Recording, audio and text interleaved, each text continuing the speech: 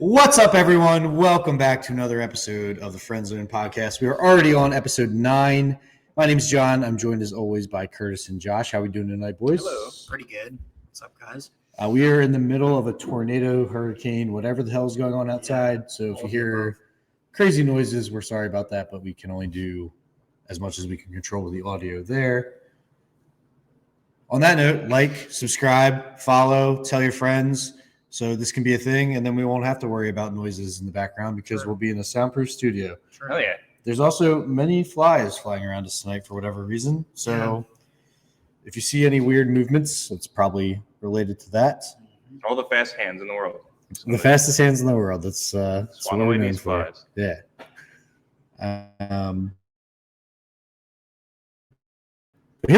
Just the Eagles bye week.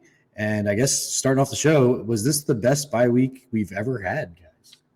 Yeah, I would say That I can remember. I think most bye weeks have been very uneventful, and our bye week falling on the trade deadline has been awesome.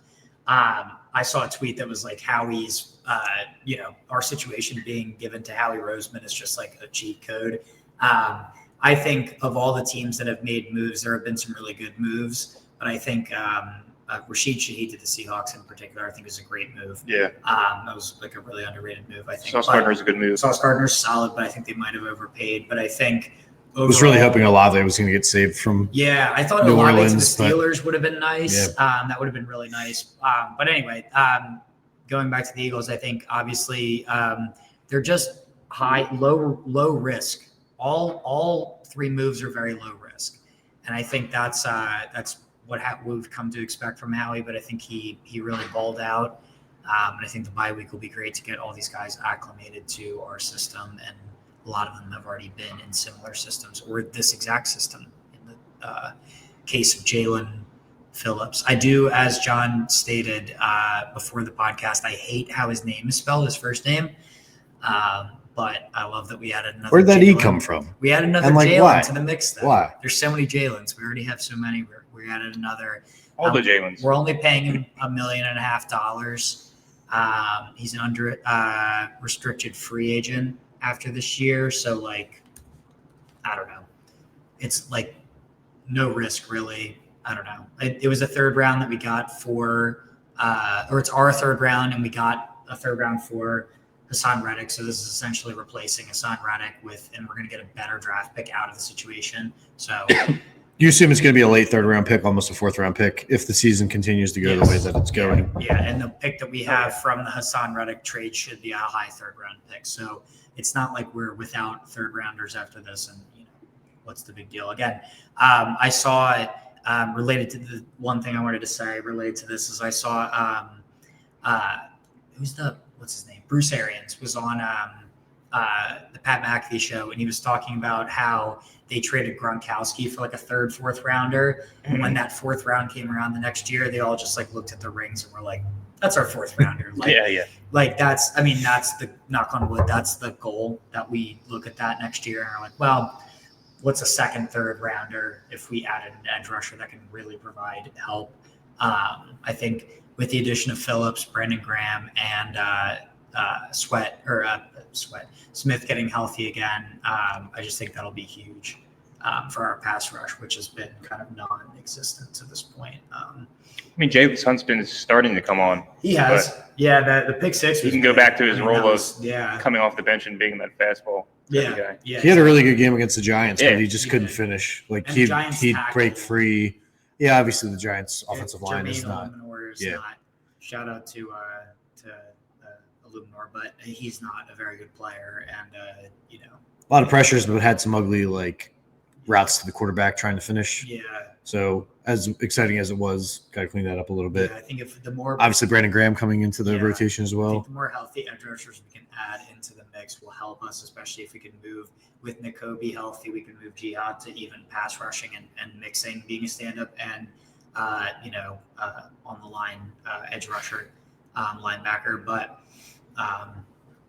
Jesus, the flies really swarm. The other trade that obviously happened this week. I guess real quick before we get off Jalen Phillips. So only 26. And then if he doesn't choose to resign here, I imagine he would fit into the compensatory pick formula next year because I can't imagine how he's going to spend money on an edge rusher again. So he just needs to get the playing time, and then that could wind up getting a 3rd-round pick back for us. He plays great, though. I'd be willing to. Oh, yeah, same. Yeah, only 26 years old. Yeah. And he has a really high win rate on the interior as well. So if you want to get Brandon Graham and you want to get Nolan Smith when he's back and Jalix Hunt out there. Uche's and been then having a good year. I mean, Ojomo is playing really well right now. So I don't know if you want to get Ojomo off the field, but like if the situation ever comes up, Jalen Phillips can play in the interior defensive line as well and have success. So just really a high-end rotational guy wherever you need to put him in. And that also like opens him up to never have to leave the field, really. Sure. If you start him on edge and then move him interior for later. And he's played for Vic before. Did we say that already? He has, and he thrives in Vic's Vic system. likes him. I guess the funny thing is they asked Vic if how much input he had, and he said minuscule. And is that something he just said? I think he had more input. I mean, how his response to that was like, you can't get much lower than minuscule. But he also didn't think that like having the bye week to like evaluate helped either. So like, I don't think Vic gives a fuck. He's just a curmudgeon old man. Oh yeah, still wearing his red October sweatshirt out to interviews throughout the week. He does Podcast power's over. flickering. Yeah, if the lights turn off, I don't know. Maybe we'll go flashlights and keep recording. It all records local, right? We are running off my phone for Wi-Fi, so potentially you could do a in the dark cast. I'll turn the lights on my flashlight on, and John can flash. There'd be a concert up in this bitch. Anyway, I think those are all good things. I overall think that Howie kind of fleeced again. The Jay Ajayi trade is what I remember with the Dolphins. That obviously helped us. We used every bit of JHI to get to that Super Bowl win. We did. So I don't know. I just think I'm very happy overall. Is that all we want to talk about with Jalen? I guess health concerns, you can't. True. I don't know if we can move off without health concerns. Had to retire in college because of his concussions. Yep. Since getting into the league, hasn't really been a concussion issue, but he has torn an ACL and an Achilles, I believe, is the injuries. What did he play? 4 games last year? Yeah. And like 8 games the year before? Yes. He's limited, but I think in a limited pass rusher, like what Bryce Huff played on the Jets before we traded for him, or he's having a decent year. Traded for him, signed to a big deal. Yeah, he is having a decent year because he's back in the role that he should play back there too. And Salah. But no, I think like a rotational defensive end. I think or an edge rusher, whatever you want to call him. I think he's a good fit for our scheme. And I think that if he's not a starter, that's fine. Like he can be kind of if it's like Nolan and Jalix start technically, and then you have if we're rotating them, BG, doesn't matter who starts. BG rotate and Jihad's sometimes rushing, whatever it is. You got to get him on the field any way you can because exactly. Jacoby's back. So Jacoby's back, and I don't know who you're gonna start of the two of them, but Jihad's gonna be our nickel back soon. True. Moving on to the outside in the secondary, the other move obviously was Jair Alexander. The Eagles sent next year's 7th-round pick, I believe. They got they sent a 6. They got a 6-7 swap, and we got Jair. Yeah.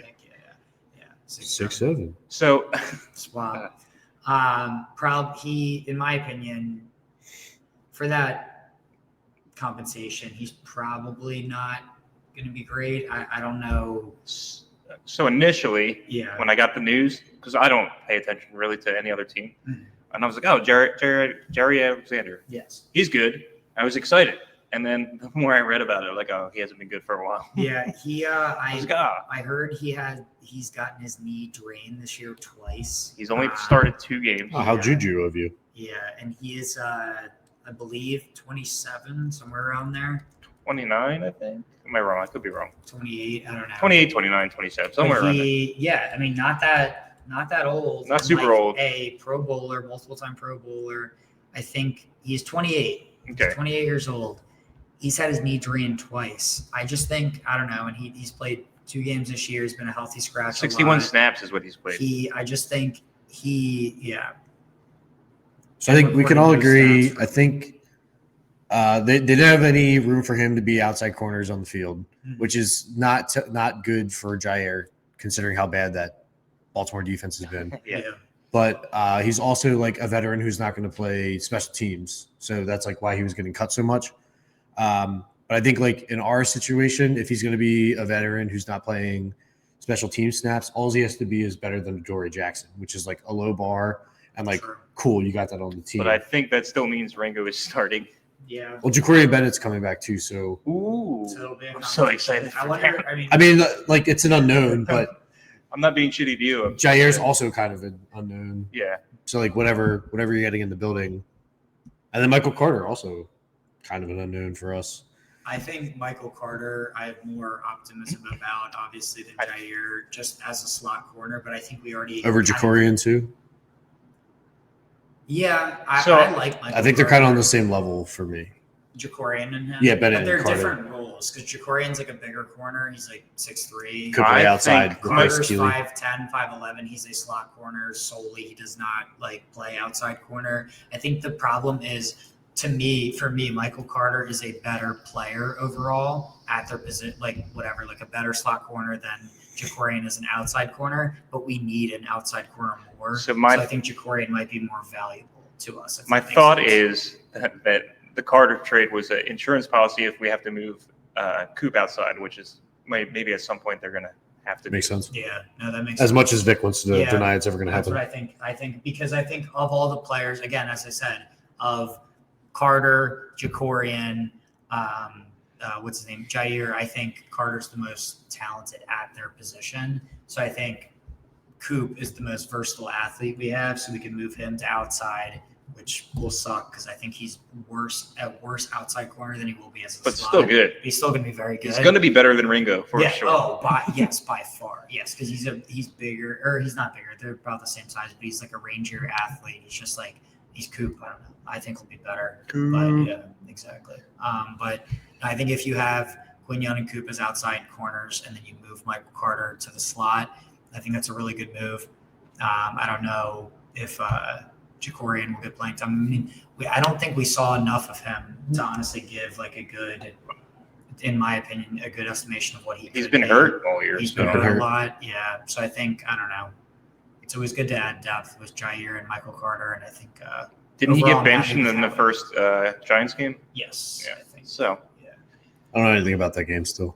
Oh, yeah, that's right. Never happened. Never happened. Exactly. That Thursday of my life never happened. That Thursday never happened. Yeah, exactly. All right. I guess real quick before we move off the NFL. Yeah. Until we get back to it at the end of the show with picks. We started the show saying it was the best bye week ever. Obviously, the trade deadline, I think we're all pretty in favor with what happened. Very happy with it. And then just looking around the NFC, what happened while we were idle. What happened with all the games? Right. So we find ourselves the number one seed in the NFC without having to play a freaking game. I was not brave enough last week. I went back and looked. The Panthers defeated the Packers in Lambeau. Those fucking frauds. But I was not brave enough to pick the Panthers to win that game. As he shouldn't be. The Vikings defeated the Lions in Detroit. That was huge. With J.J. McCarthy coming off the bench to replace one-armed Carson Wentz. And then just for good measure, the Giants, the Commanders, and the Cowboys all lost. The Cowboys lost being the most embarrassing as it was at primetime at home against the now 3-5 Cardinals with Jacoby Brissett starting quarterback and has been since named the starting quarterback moving forward. And I guess one last note on the trade deadline before we move off that. Looking at the Cowboys moves, which make no sense. Jerry announced that they had traded before the trade deadline on Tuesday, or he said something on a radio show on Monday before the game, said it would be impactful and that they would be playing that night, but wouldn't say who it was.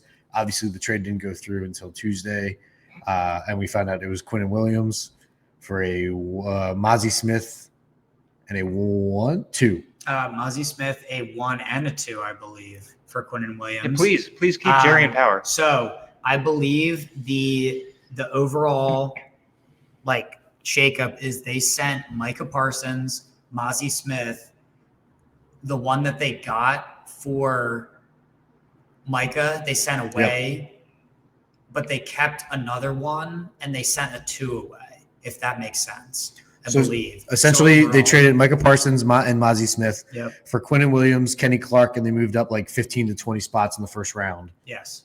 Getting the Jets. Yep. So no other draft capital. Like Micah Parsons should have been a fucking boat. Yeah. Yeah. Keep doing what you're doing, Jerry. Like they also don't have the Jets first round pick. They have the worst of the Green Bay and Dallas because they sent you're right. because they didn't get a doubt. They sent Micah away for two firsts, I believe, right? Yeah. Is that what you said?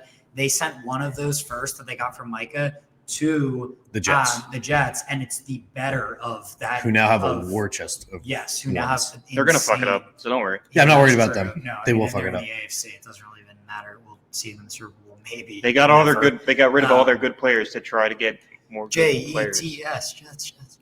They're like terrible. Yeah, exactly. SUCK. Or Aaron Glenn. Yeah, well, kind of. He's I don't know. He's pretty cocky too. I'm not an Aaron Glenn hater, but his interviews are interesting. He's very. Also, don't take that job. It's the fucking Jets. Yeah, exactly. Stay with the Lions, dude. Yeah, that was not smart, but. No, so I think the Cowboys, the one thing I will say, 7th for Logan Wilson is a good like upside deal.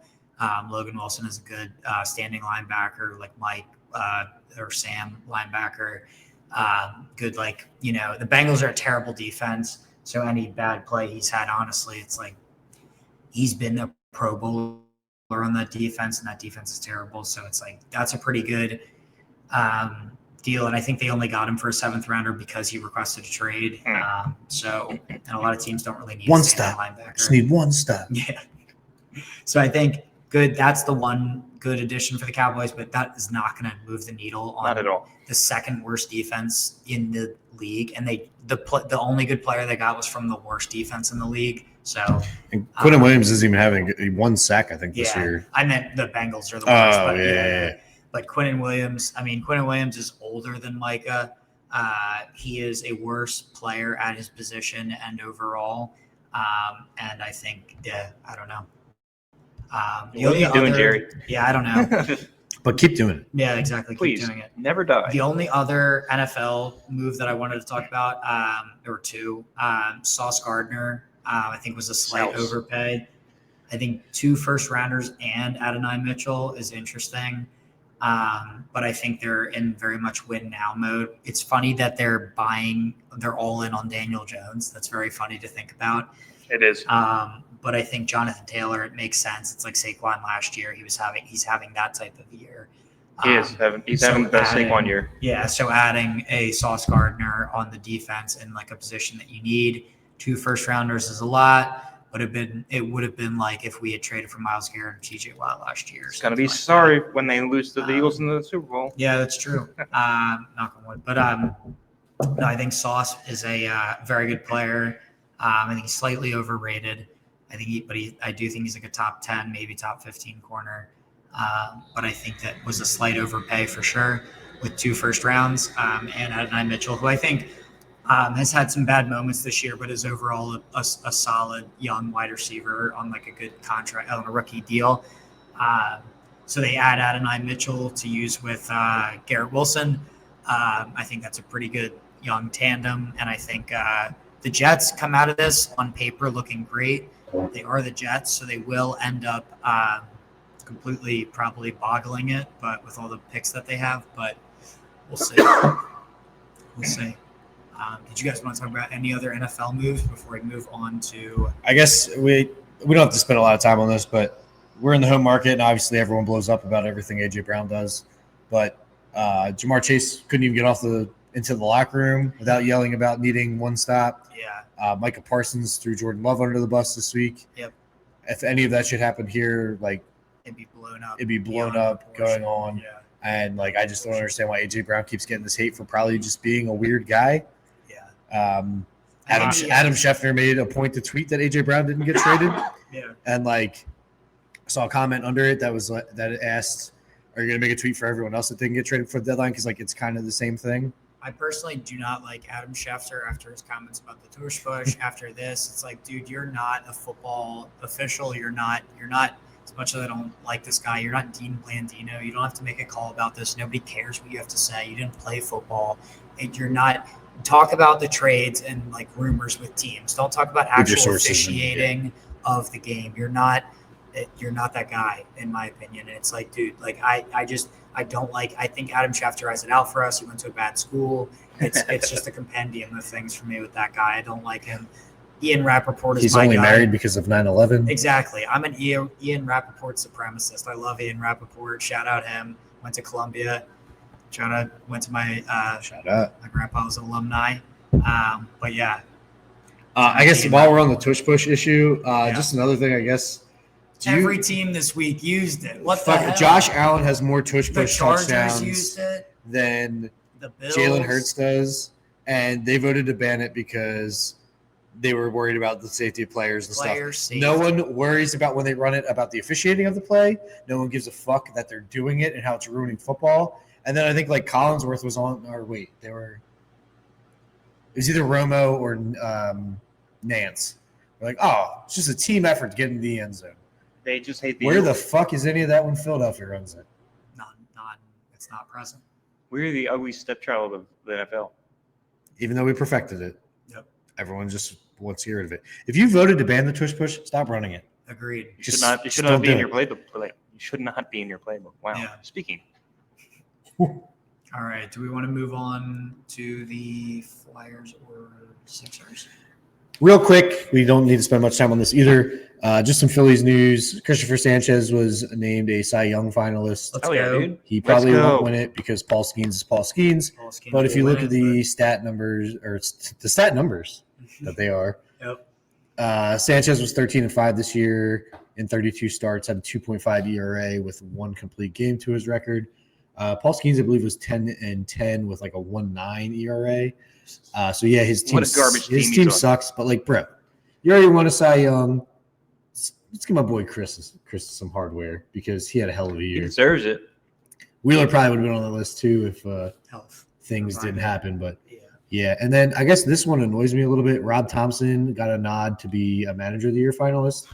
Like, you already brought the whole coaching staff back, so you're saying the players were the problem, and then you're giving him a nod to be Manager of the Year. So you're saying he got everything out of like these grade A players that the Phillies have on their roster, or got more out of what he should have done with the roster. Yeah, isn't that what a Coach of the Year or Manager? So like, I just think both of those things are not true. So it's a little. He failed with an all-star roster. Yes. Right. And also Bader opted out of his. Bader did opt out. That That was bad. That really sucks. Well, you knew he was going to do it. He's going to get more money somewhere.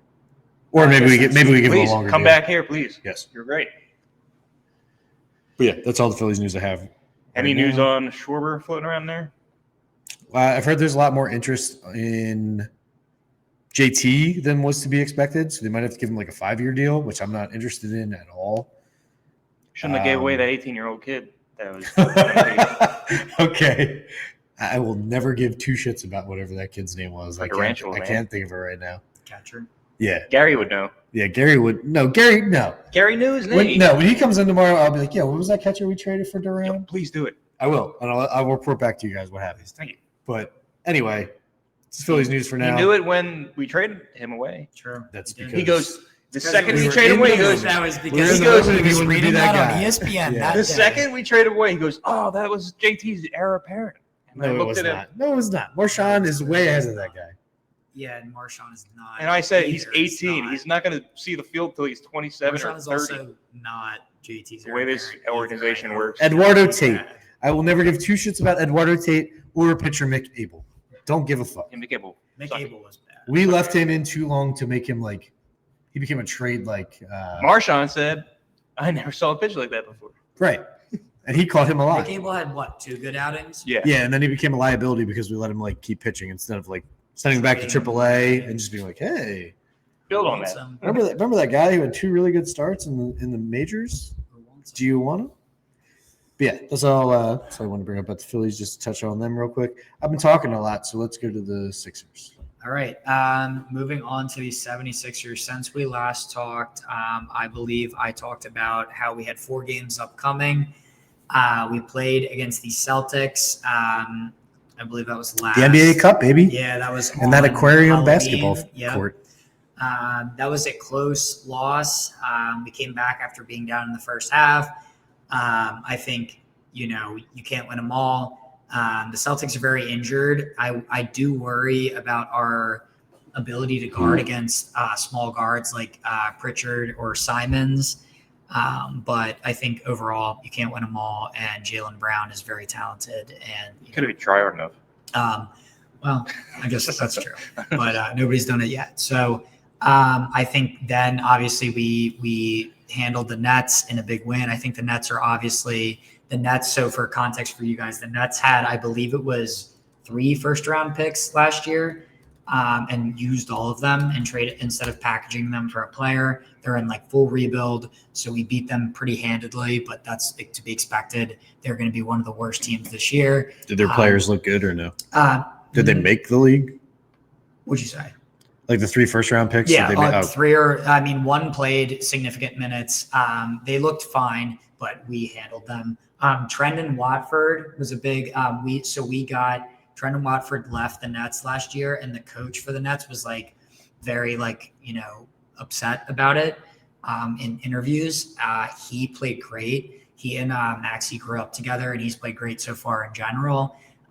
He's like a power forward, so it's like what we're missing without Paul George. So I think it's he's not like a shooter, but he's like a different type of player, but he's played great.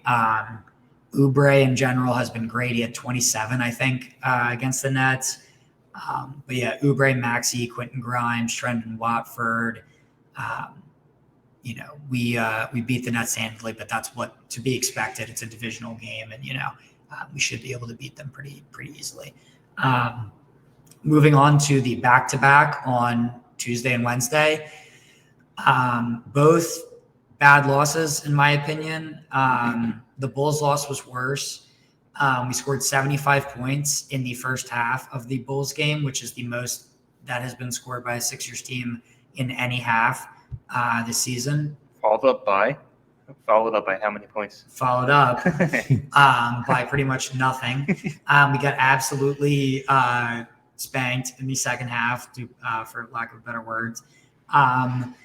In general, McCain didn't really do anything. He was just getting over the rust. He didn't really play for that much. Embiid looked really clunky. He clogged up what has been like a very fast-paced offense and defense. There were several times, especially in the fourth, because it was a very fast-paced game. The Bulls are a fast-paced team as well. So both teams were running for pretty much the whole game. And there were several times in the fourth where Embiid didn't even get back on defense that I noticed. He hasn't looked very good so far. He's had moments where he's looked really good, but I think overall, I don't really like his fit. And obviously, I've been very pro Embiid his entire Sixers career. He is probably my favorite or second favorite Sixer ever. But I think overall at this point, if we could get a good trade package from a team that needs like a big man, it wouldn't be the worst thing to move on from Embiid. We have such good young pieces. Would anybody want him at this point, though? I don't know. We could potentially get like another guy who's being a little overpaid. We could swap, like maybe, the Lakers might want, because the Lakers like star power. Okay. If we would send like maybe they could send DeAndre Ayton, although I hate DeAndre Ayton, but you know what I mean? Like, and a pick or something, but they don't have picks. So it would be very interesting to see what we could get for him, but he's so far looked pretty clunky. He's always going to be Embiid, so if you give him the ball in like isolation situations, he's going to dominate. But I think overall with this fast-paced offense, especially with McCain coming back, who's like incredibly fast, I don't know if he'll fit well. But anyway, moving on, that was the Bulls game. We were leading by 19 at the half, and we lost. So that was a bad loss. And then we moved directly to the Cavs game where Embiid sat. And McCain also sat. Paul George has obviously still been out this whole season so far, which I think has been a blessing, obviously, in disguise with how big VJ Edgecombe has been in the forward position. We got really badly beat in the first quarter, came back and really badly beat them. I believe we were down something like 27-28 to like 40 in the first quarter, and then like scored 40 and they scored like the 27-28. So we were down by like 2 at the half. And we ended up losing pretty badly. It seems like, again, I mean, the Cavs are a really, really good team, but as the Bulls are as well, it seems like guards are going to be able to put up a lot of points on us in general. The defense from Maxey and not McCain this game, really, but Maxey hasn't been ideal. Edgecombe's a very willing defender, and he's been very good, but overall, I think the Sixers team has come a little bit back down to earth after a very hot start. I don't know if you guys saw any of either game. I think it should be a very exciting season for both of them, but I think overall, like, they're a borderline playoff team. Maybe if they can, remain healthy, but they've come kind of back down to earth from a very, very hot start. And they have my attention, but I can't. After all they've done to me throughout the years, I can't be all in. Yeah, I think that's fair. My biggest takeaway, I think, from this last back-to-back and Embiid didn't play in the Cavs game, but in the Bulls game and in general out there is, I don't know if I like Bona's a significantly worse player, especially obviously on offense, than Embiid, but I don't know. Bona might fit better because he's a more run and gun type of guy. I do like our small ball lineups. Oubre's been great. I think overall, all of the guards, Oubre and Watford, have been awesome. Quentin Grimes, Edgecombe have been awesome. I think and Drummond has been pretty good. Drummond was good against the Cavs, even though we lost. I think overall, it remains to be seen how Embiid can fit once he comes fully back from this injury, and I think we'll see.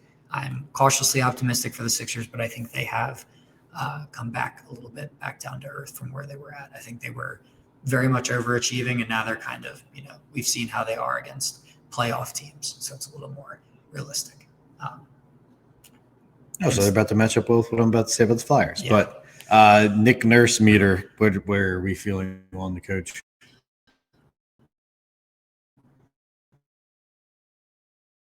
I like him so far. I think he's been. I think this year he's been really good. I've always liked Nick Nurse in general. I hated Doc Rivers, as all my friends watching this know. I've been a very anti-Glenn Rivers guy.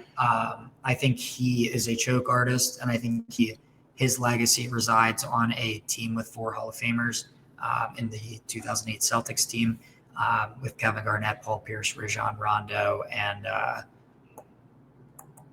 Ray Allen that won a championship. And I think that he is a choke artist. So I'm really happy, anyone that takes over from him, I would be happy. But Nick Nurse, I was very happy with, and I have been happy with. I think the offense looks really good. I think the defenders all look pretty willing. And I think people, it seems like everybody in general meshes pretty well, and they're all like friendly, which I think having a good culture in the NBA is big as well. They're fun to watch. They're very fun to watch. They run. They're all young guys with energy. They got some Maxey, pieces, Grimes runs. Yeah, they run. Watford runs. Watford's a nice offensive piece, which I did not expect. I just think in general they've been really good, and I hope McCain coming back will really help them. But that's kind of where I am on Nurse. I think he's good, and I think especially with a young team now, he'll be great. I think he's going to be great developing these guys. I don't know what we do with Embiid. That's my big thing, but I don't know. And, whatever Paul George comes back, I hope, honestly.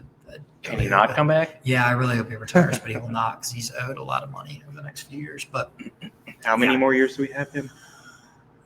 I believe 2. I'm going to look that up real quick. Is it a 4-year deal we signed him to? Let me look that up, John, while you potentially intro the Flyers real quick. Yeah, so we talked off air that the Flyers and Sixers have a long pass. It kind of like overlaps, and the Flyers are kind of in the same boat right now. They had a nice hot start.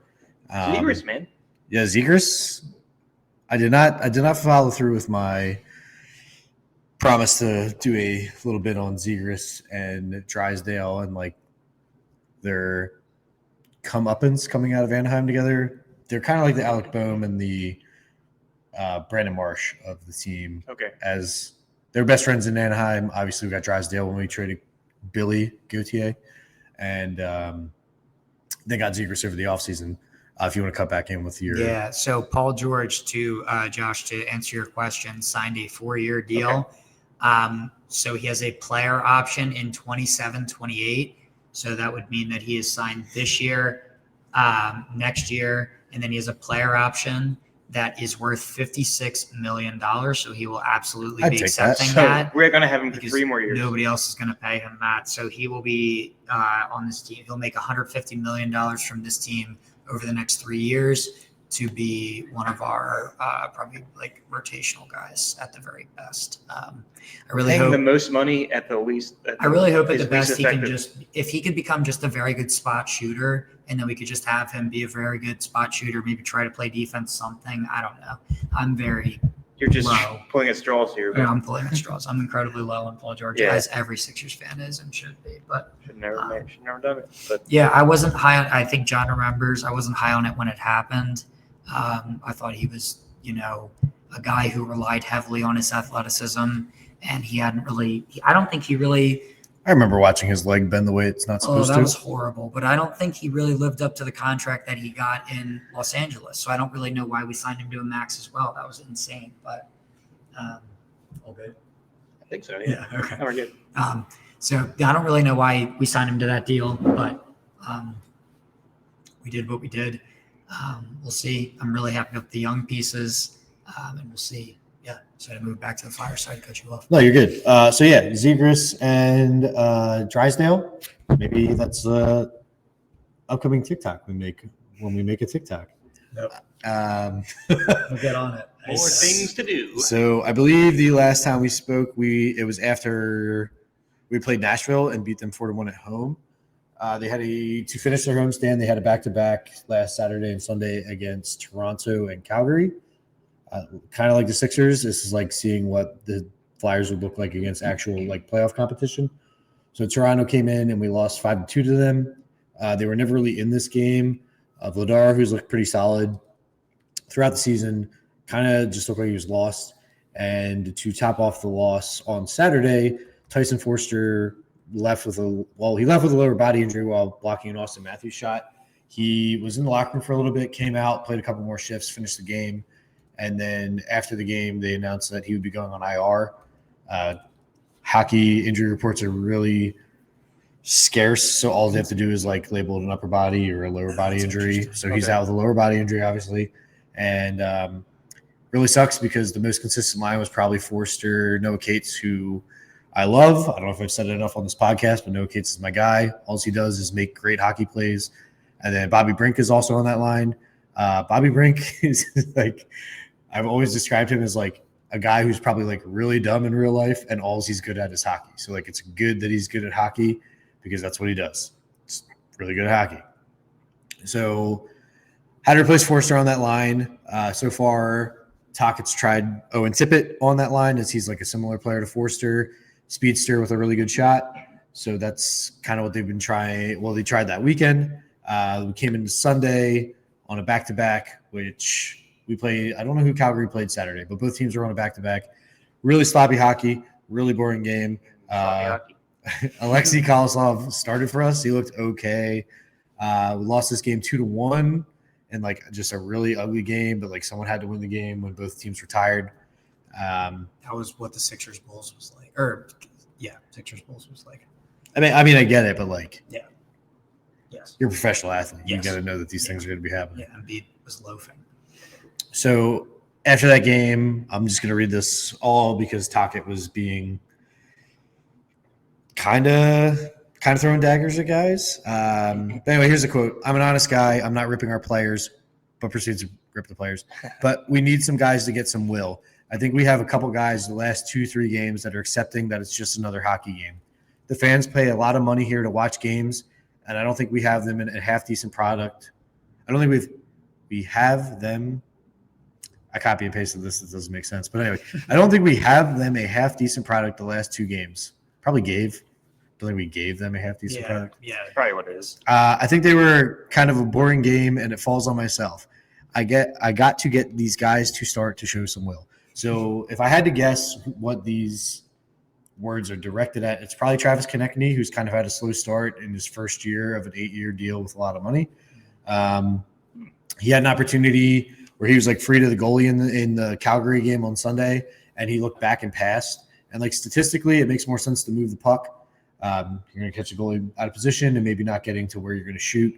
So it makes sense if that's like Tockett's message for what he wants the guys to do on the ice is like look for the pass. But like you're free to the goalie, take a shot. You're an assistant captain on the team. You're one of the better scorers on the team. You're making money. Try to make a play. Yeah. But on the other hand, Tocchet says all these things, and then when you look back at the last 4 years of Rick Tocchet teams, in 2020 he was in Arizona. The team ranked 29th in shots in the league. In 2023, he was in Vancouver. The team ranked 26th in shots in the league. In 2024, still in Vancouver, they were 31st in the league on shots on net per game. And then so far, the Flyers in 2025 are currently also 31st in the league. Out of how many teams? 32. Okay. So something about your system is not like driving the puck to the net, or like you're not emphasizing just throwing the puck at the net. And like sometimes that's all you need. Like just get the puck to the dirty areas and let, like whatever happens. Like sometimes it's how goals are scored, and maybe an odd stick or even an opponent's stick will catch a puck that's flying towards the net and tip it into the net. So like him to like come out and call these guys out for not having will or making plays, but then like you have a pretty significant track record of like 3+ years of your team is not anywhere near the top of the league in creating shots. Like, I don't care if it's like quality chances. You can't get too cute. Sometimes you just got to throw the puck at the net. So if he's like saying the guys aren't buying into his system 13 games in or whatever, I guess 12 games at this point, because I'll talk about last night's game. It just looks like you have a track record of like whatever your philosophy is to the guys on the ice is not generating shots. So both of these things can't be true, Rick. So let's see what happens moving forward.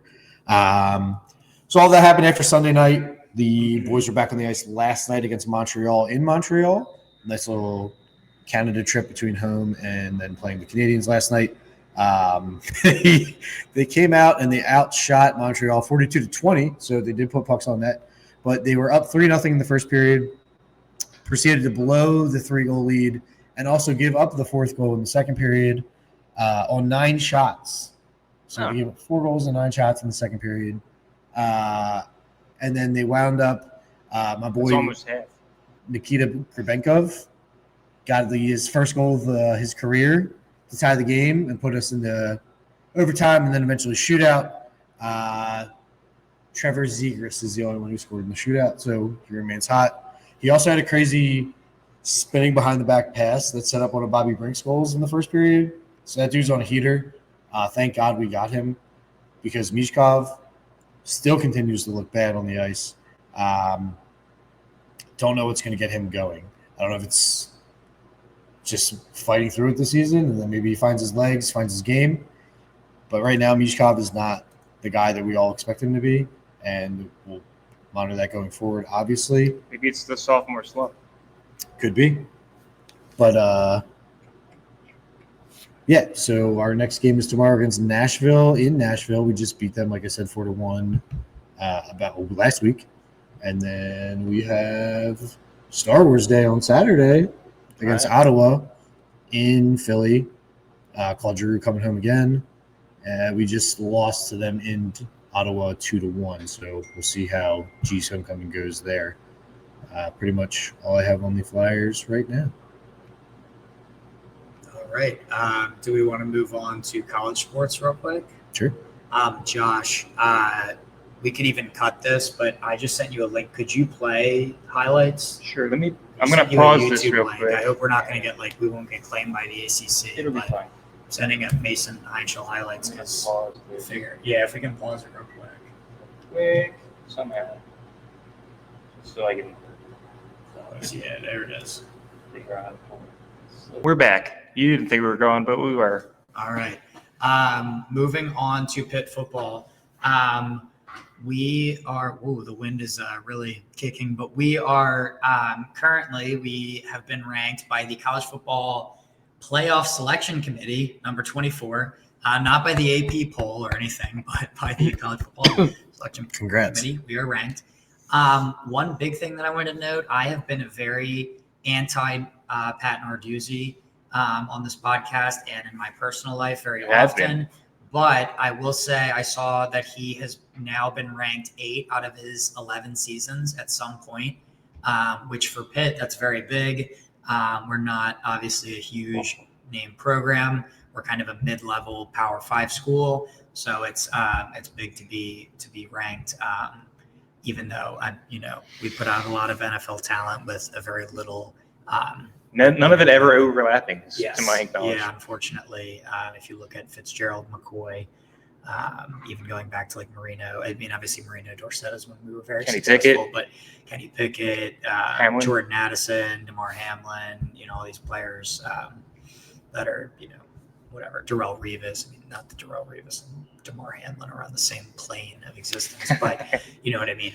We put out a lot of NFL, Jordan Whitehead, we put out a lot of NFL players in general.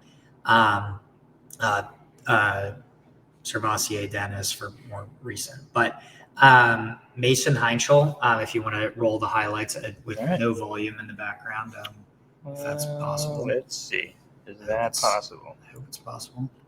Maybe just turn off computer volume and hit play. It should be good. It will be possible. Oh. Okay. Well, I'll talk for a second. Mason Heinschel has, through 5 games as a starter, as an 18-year-old true freshman, with only 1 Power 4 offer, has 12 touchdowns, 5 interceptions. He also has a touchdown on the ground. And he has 1,500 passing yards and 150 rushing yards. So overall has looked very good. His throws have been a little wobbly in general, but I think the kid's 18. He looks like a really good athlete in general. And I'm very happy with his future. Although last year I was very happy with, or excited for, Eli Holstein's future too. So who knows? We're 7-2 through 9 games, but again, last year we were also 7-2 in a different fashion through 9 games. Obviously, last year we got off to a hot 7-0 start and then lost the remaining games to end up 7-5.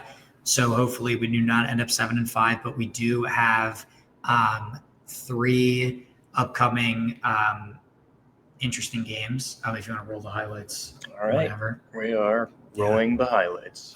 So one thing I will say about Mason Heinschel as these highlights roll, the end zone interceptions were bad. There were 2 of them. And I think losing possessions for us is obviously humongous. Our defense looked great. Stanford is not a very talented team. And in general, what Heinschel has played against so far has not been a very talented outside of, maybe 2 or 3 defenses that were solid. I think Boston College and Stanford in particular are both very easy opponents. I think the end zone interceptions were bad, but I think overall he's a young kid. Provided he stays with us throughout the transfer portal era and all that stuff, I think I'm very excited for the future. As I was saying before, rolling the highlights, we do have an upcoming gauntlet. We are currently on a bye week, which could not come at a better time with a bunch of injuries for Pitt, including Desmond Reed, who was a preseason AP All-American candidate and has been injured all season. But obviously Turner has stepped up in his place. But I think it's great with the bye week to get everybody healthy. Kenny Johnson has been amazing. In general, our wide receiver core looks great. But this gauntlet of Notre Dame on the 15th, who is currently ranked 10th in the country.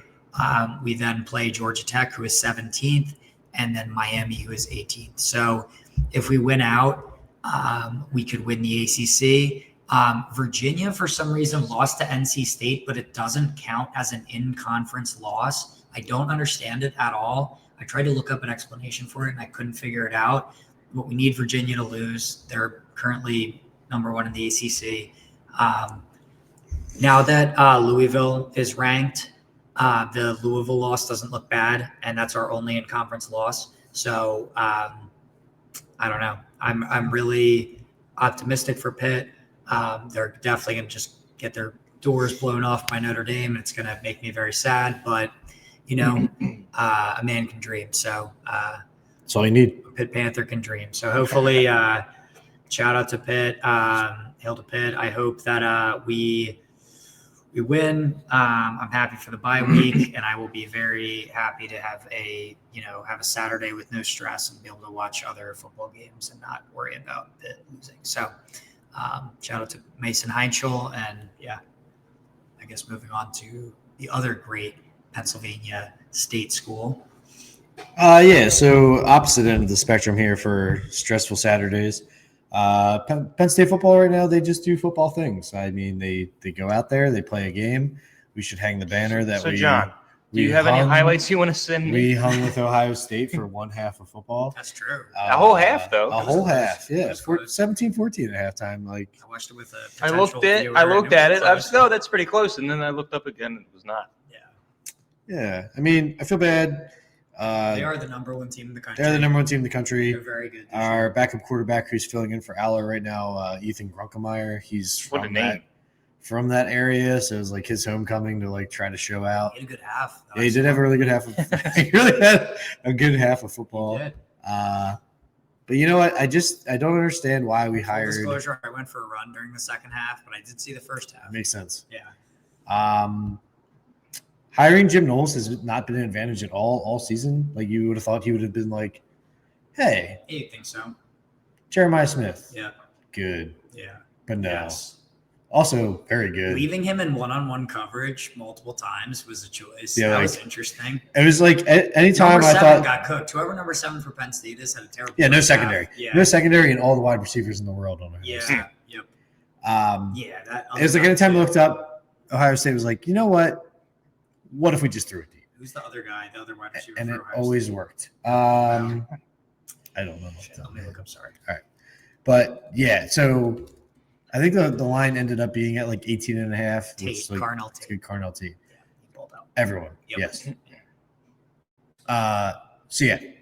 Penn State football is this week hosting number 2 Indiana in Happy Valley. And as of the time of recording, I saw Indy was 14.5 point favorites. So it's not look good for us. Yeah. And you know what their game plan also is a lot of the time when I watch Indiana games? Why don't we just throw the ball deep? Let's see what happens. So it's not going to go well. Yeah. That's how I play NCAA. So yeah, same. That's how I play Madden a lot of the times. So it's going to be a painful end of this football season. It was a painful beginning too, John. Yeah, it was. Well, it shouldn't have been. Thank you. We'll stay with it. I'll give you little bitty updates because I don't want to get too in depth with them. But hey, Penn State hockey, number 3 in the country.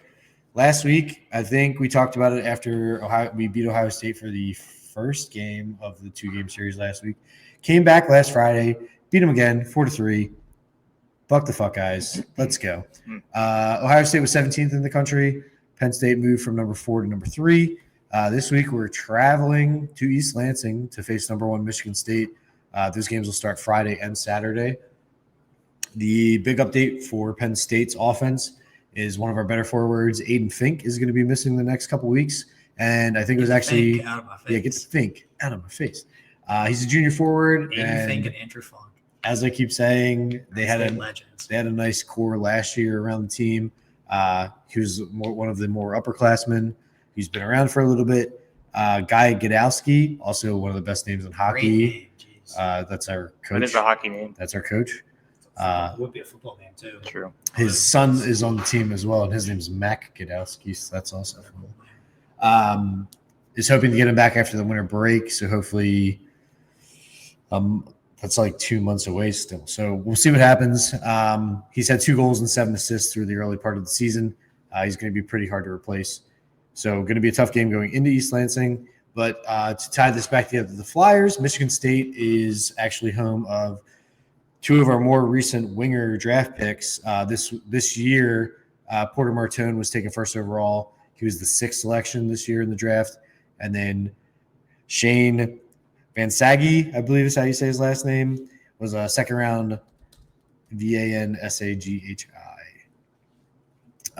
Second-round pick last year, 2024, 48th overall. Both of these guys are expected to play right wing moving forward. I've only caught 1 Michigan State game this year, and it was against Boston University when they were actually ranked number 1 in the country. Martone, I was at work watching the game, and every time I called him, he wears 22, so it's a pretty easy number to pick out. I was like, wow, He's playing a really nice physical game tonight. And he wound up getting ejected in the third for roughing. So I guess too physical of a game that night. And then Shane Van Saggy wound up having the game winner that night. So at least we have some Flyers prospects to watch this weekend as we watch Penn State go on and face them in East Lansing. Hoping for the best, but we'll see. I guess Sahi maybe. I don't know. I don't even know. I watched videos just so I wasn't looking like an idiot. Okay. But like I looked at the name again and I got intimidated by it. Yeah, it's interesting. It's very interesting. Anyway, sorry. But yeah, we'll see how this weekend plays out. And I guess a split series is the best we can hope for. The Big Ten schedule is not going to get any easier as we move on.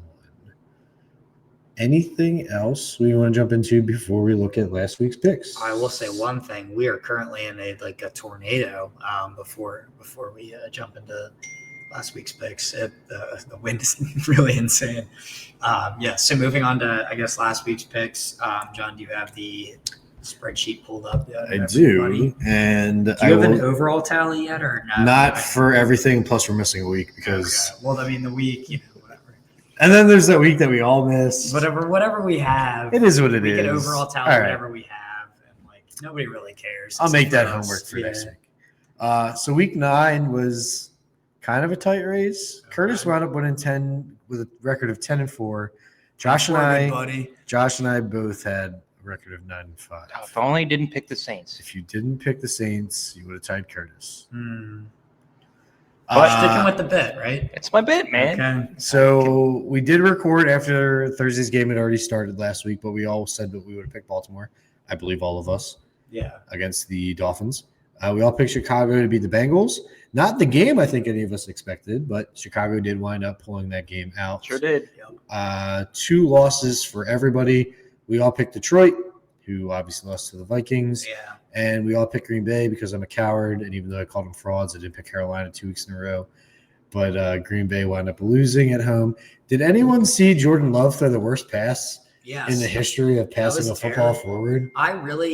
I wanted to talk about, in general, quarterback play throughout the year. It's been really inconsistent. And I think it's very interesting. Guys like J.J. McCarthy, Jordan Love, in particular the NFC North, outside of Jared Goff, and quarterbacks like that in general. I think there's just been a lot of inconsistent quarterback play. And when guys like Aaron Rodgers go out and win games, even though it didn't look great against the Colts. With hurt hands. I just think I don't know. I think it's interesting how the inconsistent quarterback play is in general. And I wonder if it's just such a cerebral position. And it's so interesting today, in today's day and age. I don't know. Jacoby Brissett looks really good for the Cardinals. He's Joe Flacco. Joe Flacco looks really good. To be fair, I don't know if Jacoby Brissett's ever looked bad. That's true, honestly. He's probably the line of NFL starting quarterback. I'm surprised he's never actually started anywhere for any length of time. A significant length. He was always somebody's backup or a stopgap guy. Yep.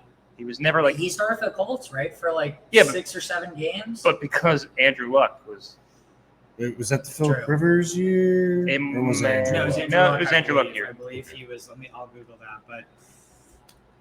I don't know. I think it's just interesting. I don't know what your guys' thoughts are on the fact that Joe Flacco looks as good as Joe Burrow does in that offense. I mean, he's that defense is what's killing him. It's not the quarterback play. It's not anything on the offense. It's also really fucking cold. Yeah, that's true too. But side point. Yeah, the T-shirt is not. No, it is. Likes us, and we don't care. Yeah, that's true. So let me look up Jacoby Brissett, but I don't know. I guess we can move on to the next keep moving. We would have been on a real heater if Indy and Pittsburgh didn't happen. But we all, surprising enough to say, picked the Chargers to pick the Titans. Shocker. Found it. Brissett was traded to the Colts for wide receiver Philip Dorsett. Funny rhyming. Nice. Colts needed another quarterback after Andrew Luck suffered an injury. Shocker. Brissett made his debut. Scott Tolzien, if you remember him. He played for the rest. Yeah, he played for the rest of it. Overall, 3,100 yards, 13 passing touchdowns, 7 interceptions, 260 rushing yards, 4 rushing touchdowns. They went 4-12. It's not great, but I mean, a starter. Those are starting. They're fine. They're not. Doesn't seem like it was his fault. It's not. No, they're not bad numbers.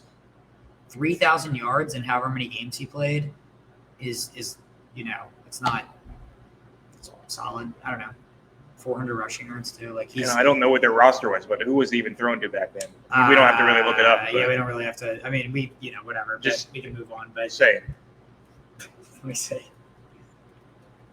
Same guys Andrew Luck was throwing into. Yeah, exactly. A bunch of nobody. Move on with the, we all picked the Chargers to beat the Titans. We all picked the Patriots to beat the Falcons, which was a lot closer game than I think I expected. I'm sure you guys are in the same boat. Drake London and his hat trick, whatever. Yeah. We all picked the 49ers to beat the Giants. That happened. We all picked the Colts to beat the Steelers, and they lost 27-20. And Daniel Jones had a terrible game with six turnovers in that game. He reverted back to his not Giants all by days. Daniel Jones. Yeah, not all by Daniel Jones. I'm sorry, but because there was one on special teams, but I believe it was 3 interceptions. Didn't he have 5 total turnovers? And 3 fumble. Wait, I can look that up as well. But not a good game by the Colts in general. I mean, it was a close game overall, but I think overall the Steelers defense looked to form again, which I guess. So we have you never know when they're going to show up. We have a regular that we really like here that's a Steelers fan, and a regular that's a Steelers fan. And the one that we really like was telling me that apparently what's his nuts? Jalen Ramsey screamed at the entire defense and was like, "Why did I come here? I'm supposed to be like a Steeler. This is a Steelers defense. What are we doing?" Before the game, and I guess it lit a fire. And they looked great. There's a video of the fans in the parking lot putting the the defense, coffin. Yeah. They were holding a funeral for the Steelers. I imagine defense. that also probably got into the locker room too. Yes, for sure. So Daniel Jones threw 3 interceptions. I believe. I'm not sure what the other. I know there was 1 fumble on a punt return, but overall, I mean, close game that the Steelers won. Can't win them all if you're the Colts. I think, both good teams. There's a lot of history. Daniel Jones was always going to have this game this year. Also, the 2005 Super Bowl Steelers team was there in attendance. So if you're a Steelers player, like you got to – Joey Porter Jr., apparently his dad said, "Don't embarrass me in front of my boys." Apparently that happened, again, according to our favorite resident Steelers fan. But, yeah, shout out Derek. But, in general, I think, I don't know, you'll have those games if you're Daniel Jones. Like, it's not going to be an MVP season. And Jonathan Taylor still potentially on the pace, but he will not get the MVP. Not in a quarterback-led league. Yep. But he will probably be Offensive Player of the Year. For sure. Yeah. We all picked the Broncos to win. We all laughed at the line when the Texans were -1.5. Their defense is legit, especially at home. And I think our favorite resident Broncos fan said Texans defense really good. CJ Stroud didn't finish this game. It was Davis Mills. Davis Mills. Yeah, with his giant neck. Him and his giant neck. Yep. Couldn't get anything done on Now offense. I'm never going to be able to unsee that. Thank you. It's a tree trunk, man. We all picked the Jaguars to beat the Raiders. Also not as easy as I think most of us thought it was going to be. I think that game wound up going to overtime, I believe. Who is the quarterback for the Raiders right now? Still Geno? Still Geno Smith. Unfortunately, they won't give my guy a shot. Brock Bowers had a hat trick this weekend, right? He did. He did. Thank God for Brock Bowers. My fantasy team has come out of the depths, out of the pits of HE double hockey sticks, and we're balling now. I would say we all picked the Rams, but Josh had to pick the Saints. Let's go. And the Rams did win. Sticking with the bit, man. Yeah, exactly. 34-10, so it was the nail biter down there in LA. It was close, man. In the beginning. This game is the one that proved to be the difference, that even though Josh did pick New Orleans. Josh and I picked Kansas City to win. Curtis picked Buffalo correctly because Buffalo always beats Kansas City in the regular season, man. They always win in the regular season. In the playoffs, they will lose, as I called in the last podcast. Sunday night game, Seattle against Washington. Seattle dismantled Washington. Jaden Daniels also dismantled himself. He should not have been in the game. Agreed. Did I say the word wrong? I don't know. Did you say dismantled? No, you said dismantled. Okay. Okay. No, I was like, what did I say? My mom. What did I say? My mom is a big Commanders fan. Also was very distraught, obviously. She was texting me. I was here. watching, and she said she was having RG3 flashbacks. That was his arm. Ugh. Yes, his arm. I mean, it was disgusting. Not pleasant to watch. It was not pleasant to watch. I want to pull it up. I did. Do not. It was unfortunate to watch. But I won't. But there's no reason. It's really bad, and like he's a really good athlete. But this was always kind of the worry coming out of college, weighing like $160, and like he was a Heisman winner, but behind a great LSU offensive line. I mean, look at what's his nuts. The left tackle for the Patriots, Will Campbell. Like that offensive line is ridiculous at LSU. I know it was the SEC, but it's like, I don't know. It's different. It's a different speed in college. And I think. But just look at the coaching staff. Why is he out there then? True. And why is he running? Especially with a hamstring injury already, a nagging hamstring injury that has clearly been an issue all season. Why would you not sit him? At this point, honestly, I don't know why. The other thing that I have about the Commanders as someone who lives with a Commanders fan, I don't understand why they didn't sell big time at the trade deadline. Like, you're not going to win anything this year. Why would you not? Especially what pieces do they have? The Saints. True. McLaurin's hurt. Some stupid team will trade for Debo. I saw someone brought up that Buffalo could have used Debo, which kind of makes sense. And Buffalo could use him because Buffalo used Curtis Samuel really well, and Debo's kind of like an upgraded version of that. True. Like a running back wide receiver hybrid. But Debo potentially trade Lattimore, like get rid of him, offload him for something. You know what I mean? Like, what is he even worth? I mean, Eagles will take him. Well, yes. I don't want that guy. He's such a douche, but whatever. I mean, he's a good player. He's gonna be better. He's a good zone corner. But if he wants to go out there and fist fight CD Lamb, yeah, exactly. That's fine. But I don't know. I think overall the Commanders, it was sad. And I like Jaden Daniels as a guy. I'm always kind of like an LSU guy in general.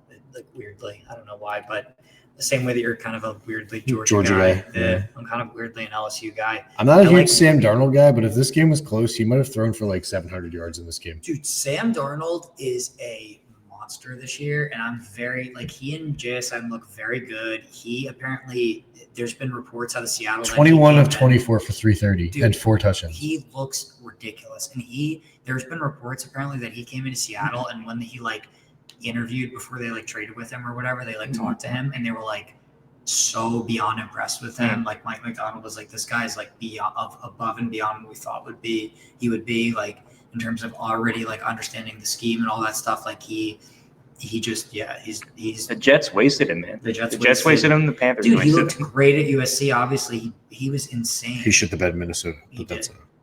At the end.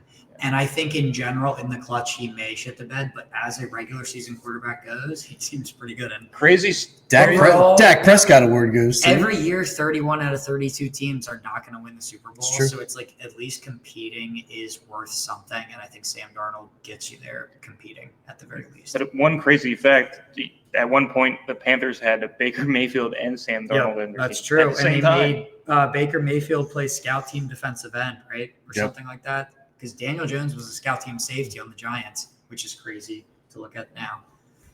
Two guys that could be in the fight for the MVP this year. Yes. Yep. Literally. Panthers have Bryce Young. And 3 guys that were at one point in the fight for the MVP award, because Daniel Jones at one point was definitely in the argument for that. So that's crazy. And then just to finish off last week, I know we spent a lot of time on that Seattle game. Yeah. Curtis and I picked the Cowboys to win at home in primetime. Josh, the only smart one, picked the Cardinals with Jake Brisket. Jake Brisket. You picked Jake Brisket. Why did I do that? I don't even remember. You're smart. Because you're smart. You won 27-17. I picked it because it was the Cowboys. That's why. Yeah. Fuck the Cowboys. I was dumb. I thought that CeeDee Lamb would cook. Honestly, I guess it's Will Johnson. I didn't think the Cowboys would actually lose, but they did. I will say Jonathan Gannon's defense has looked good throughout this year. Outside, they've lost a lot of close games. I didn't realize how close most of their losses have been, and they've lost against good teams. So overall, it's a tough division. I think the Cardinals are a little I've underrated them personally. I've definitely talked a lot of shit on the Cardinals on this podcast. So I will say I've definitely been wrong about that. That's where Curtis was wrong overall. That should be another segment. That Grant Calcaterra having 600, 700 yards, whatever I said. Yeah, how's that going for you? No one ever heard that. No one ever heard that. That was terrible. That was terrible. He's gonna have a breakout second half. Yeah, I hope so. But balling out. Anyway, sorry to cut you off, but No. yeah, I was definitely wrong. The Cardinals, I think, are not a terrible team, especially in a division with 3 pretty solid teams, obviously outside of them. So Gannon, who knows? But I think overall, Kyler has handicapped the team, and I think Jake Brisket should start in the future for the rest of the season. And I wonder if Kyler might switch to baseball. That's what I've been. Is that your hot take? That's my hot take. You heard it here first, guys. Kyler Murray will be a Major League Baseball player in 2 years in AAA, like Tim Tebow. Except he will actually make an MLB team. Yeah, he might. He's a freak athlete, and he should. And his arm he's a live arm, so he'll make an MLB team. Tim Tebow's throwing ducks in the NFL. I don't understand how Tim Tebow became so famous. He's amazing college football, potentially the best college football quarterback. That's what everybody says, but didn't translate at all. It's a different game. Of all time. It's a very different game. Very different game. College is there are 18-year-olds playing in college. Okay, and you have to be a little bit better than. It's very cerebral in the NFL, and it's the best of the best make the NFL. So it's like, not only do you have to be a physical specimen, you have to have like the mental for it as well. So it's such a different game. Okay. Yeah. So Tim Tebow was a freak athlete, but didn't really translate overall. It touched on the ball for throwing the ball as well.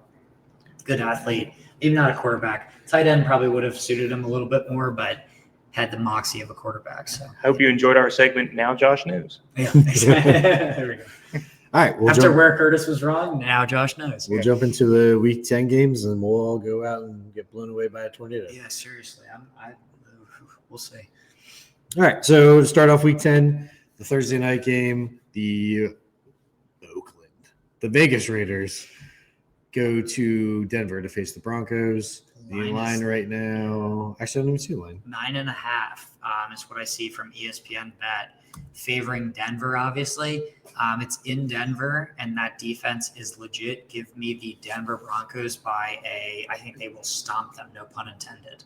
I think the Broncos will stomp all over the Pirates. That's where ESPN's not giving me an over-under or a line. So you take this. Yeah, all right. I'll take the reins.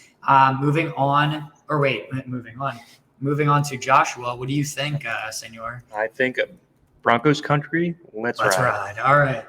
I will also ride with Broncos country. Let's ride. It's unlimited. Moving on, it is Mr. Unlimited. Although he is in New York, which is a good, not the best segue because we have a game in between then that I forgot about. Atlanta. It's in Germany. Atlanta and the Colts are both heading to Germany. Sauce Gardner apparently was on a plane yesterday to Germany as well to play in the Olympic Stadium in Berlin. The line is that the Colts are favored by -6.5 against the Atlanta Falcons.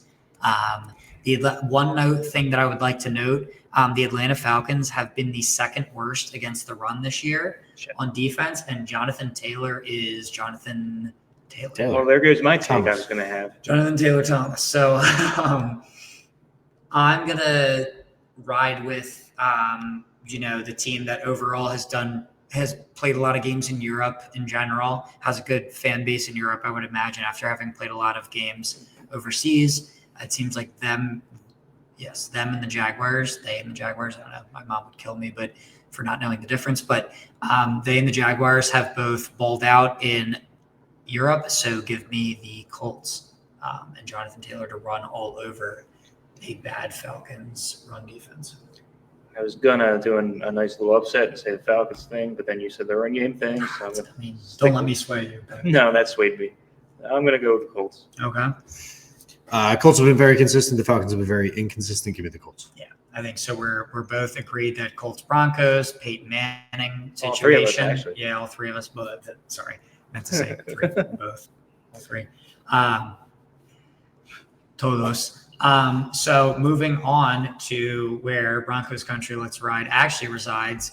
New York is heading to Chicago. The Giants are taking on the Bears, and Chicago is obviously favored, but they are favored by 4.5 points for this game. Obviously, with the Giants being so injured at this point on offense, the Bears' lack of a defense to me doesn't really matter. But I do think the Giants' defense is still very good. It's still very alive.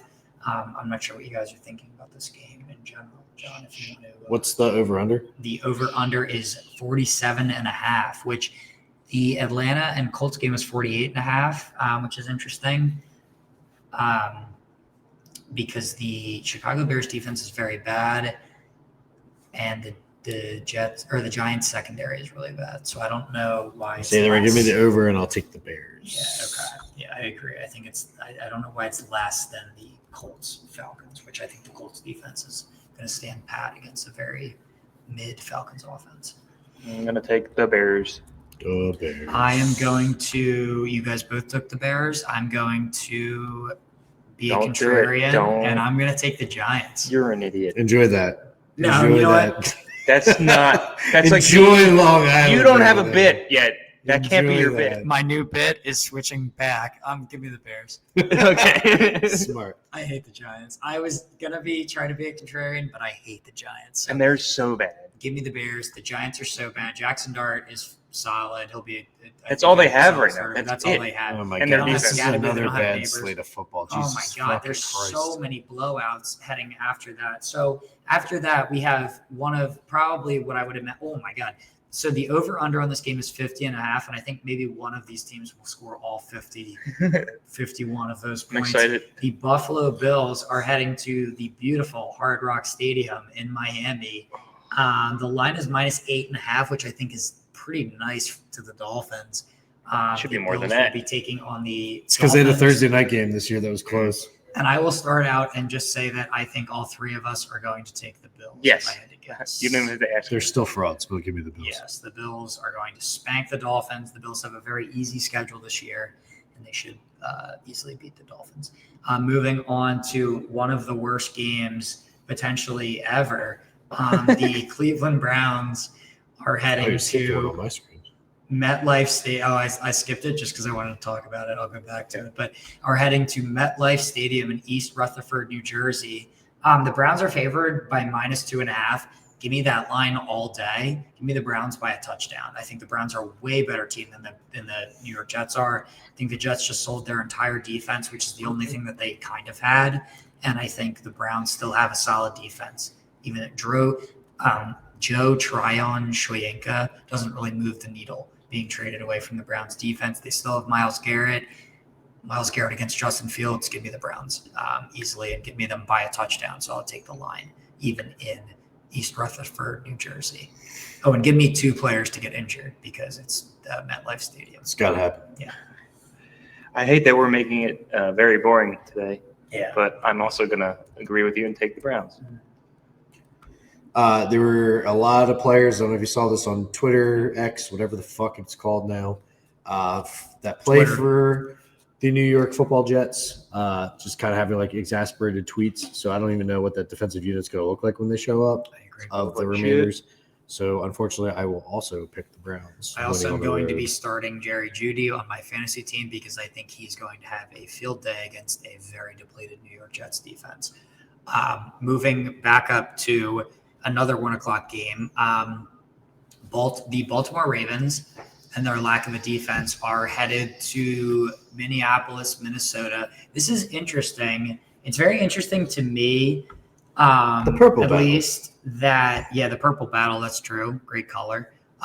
But it's very interesting to me that Baltimore is favored -4.5 here. I know that they won last week, and Lamar's back, but McCarthy looked good against the Lions, and the Lions that defense is no pushover defense. No. I don't know. I think it's interesting in general that they're favored, especially away. With that, Matabike out, they traded away Odafe away. Their defense is, at least their defensive front seven is very depleted. I'm not really sure why they're favored, but I don't know what your guys' thoughts are on a Minnesota-Baltimore matchup in Minneapolis. I don't really have any other reason to pick Baltimore other than Lamar and the running back, Derrick Derrick Henry. Henry. Yeah. So I'll go Zay with Flowers has been pretty good. I'm going to go with Baltimore Yeah. just because their offense. I would trust their offense more than I trust the Vikings offense. Justin Jefferson, Jordan Addison, DJ Hawkins. Yeah, but McCarthy. Yeah. He doesn't do. McCarthy doesn't move the doesn't do needle anything for me for at me. all. Yeah, I agree. I don't think he's that good. He went to a bad school. I don't think he's that good. I don't know. Just in general, like Lamar, he's just not a pocket passer. No, but I love Lamar so much. I think he's so good. And I think overall, I think he'll overcome how bad this defense is. And I think it's Jim Harbaugh. And I do think KOC is a very good coach as well. I think those are two of the best coaches in the NFL, honestly, going up against each other. Harbaugh's a little lower on my totem pole, but KOC to me is very high up. This one I'm very torn on. John, if you want to go, I still got to think. This is to me would be with injuries and everything included. I don't know. It's going to be an interesting game. Well, I guess just a real quick story about me getting got on trade deadline day yesterday. A fake Adam Scheffner got me by saying that T.J. Hawkinson got traded to the Packers to replace Tucker Kraft. To complete his NFC. And I was like, oh my God, he's played on every NFC North except the Bears, yeah. But yeah, so when you brought up T.J. Hawkinson, just made me laugh because I'm an idiot. But both teams being inconsistent and me not ever wanting to give J.J. McCarthy credit, I think when you have the weapons that he has to just really throw up the ball and pray, and with how bad the Baltimore's defense has been, give me not the quarterback, give me Justin Jefferson and give me Jordan Addison all day. Fuck me, I guess. I gotta imagine the Vikings defense figures it out at some point because they were stout to start the season. So give me Minnesota at home. I agree. So going back to when I said Baltimore -4.5 was interesting to me because I don't know. Like Baltimore's definitely not 4.5 points better than Minnesota. That was my original thought.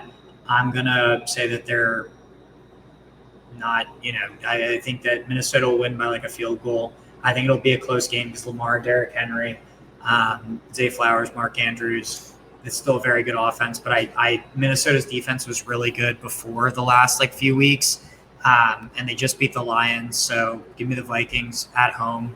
I don't really know why Baltimore's -4.5, and I will definitely be making a parlay of taking Baltimore and Cleveland more than what taking Baltimore, taking the Vikings and the Browns at higher odds than what they're given on ESPN Bet. Moving on to the New England Patriots are heading down to Tampa Bay, Florida. Tampa Bay is favorite. Yeah, very, very good game. This is probably my favorite of all the 1 o'clock games. Easily my favorite of the 1 o'clock games. I don't think that there's, even close to anything that will be worth watching like this. Tampa Bay is -2.5, and the over is 48.5. So it's expected to be a very offensive game, and Tampa Bay to win by like a field goal-ish. I'm not really sure where I'm going for this one. Tickets are really high. They're at $226 right now. I believe it is. Where's it being played at? In Tampa Bay. Beautiful weather, I would imagine, because it's Tampa Bay. It says 81 degrees in here. Yep, that's awesome. Not 81 degrees in here right now. No, I wish it was, man. Me too. Too hot. It should never be that hot. I love 81 degrees. But, Josh, what do you think about this game? Any thoughts off the bat, or are you also a little stumped like I am? It's a good game. I'm going to root for the Patriots because I'm tired of everybody sucking off Baker Mayfield and that team. Well, let me suck off Baker Mayfield, buddy. Suck him off all you want. It's all you, man. Swallow that shit. Buccaneers were beat up going into the bye. I don't think the bye could have come at a better time. Obviously, they don't get Mike Evans back, but Emeka Egbuka was playing through a groin injury. So a week to rest, little home cooking. Patriots just had a tough game against the Falcons at home, and they have to travel down to Tampa Bay. Now you saw that heat and humidity. Give me Tampa Bay by a touchdown. I like that. And sucking off Baker Mayfield in the process. Hell yeah, dude. I like that. Daddy's home. I'm going to go contrarian and say the Patriots just had a frustrating loss against the Falcons. The Falcons are a very inconsistent team, and I think the Patriots have a good culture so far from what I've seen. I am not a Patriots fan by any means. I do not like that team. I have never liked any Boston team. I have a very big disdain for a certain green Boston team, but I did see Will Campbell and Drake May were at a Celtics game together. Fuck the Celtics. But good for, I feel like the team that kind of culture, whatever it is, whatever you want to call it. Give me New England in a get back game against like a very close game by, a point or two. That makes me the contrarian, In and I Tampa love it. Bay. Yeah. And you're also taking New England. I am. Yeah. I think their offense looks really good. I think the defense looks good. I don't know. I think Vrabel's kind of established his culture and his way. Seems to be. Yeah. And I don't know. Give me maybe part of my brain is screaming to take Tampa Bay. I looked at the next game. You'll see why. Part of my brain is screaming to take Tampa Bay, but the next game is a very interesting game that I think will. New Orleans Saints Okay.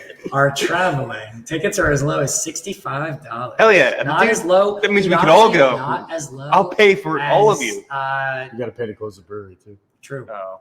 New Orleans Saints are heading to the Carolina Panthers house in Bank of America Stadium. Oh, this is easy. The Carolina Panthers are favored This is by fucking minus easy. 5.5. Yeah, for you every week. Give me No, but this is for real. I mean it this time. Give me the Panthers by It's not a even a joke. touchdown for me. No.